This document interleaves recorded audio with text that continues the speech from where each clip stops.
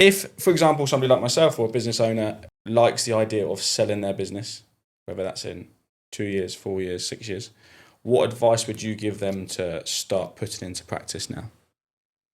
Strong financial management.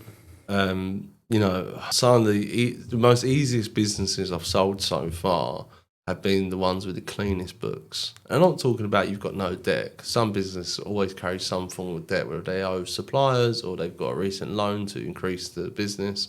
I don't mind debt in the business, but what I don't like is not up-to-date VAT, not up-to-date PAYE, not up-to-date balance sheets or profit and loss. And I think most businesses should get monthly management accounts and review and should have a core team, senior management team or leadership team to review these numbers and make decisions based on the numbers.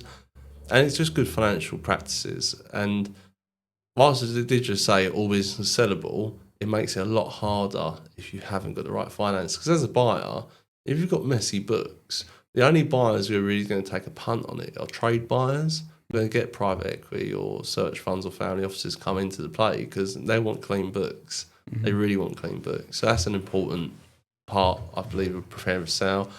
Another important part, I believe, in preparing for sale is the mentality.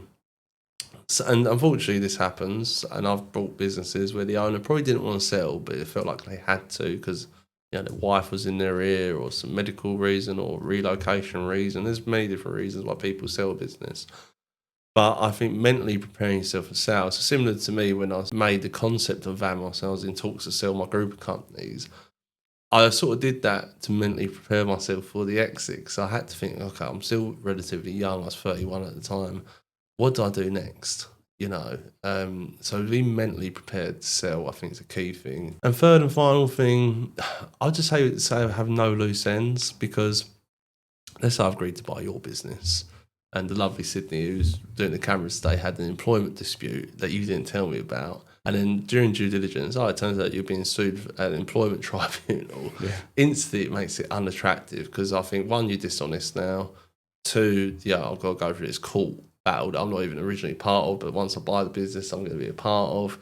So just make sure you have no loose ends. And I get, insurance accidents happen or employment disputes happens or supplier or customer disputes happens. They do happen. As long as you're transparent, if that is the case, I think that just helps the relationship between buyer and seller.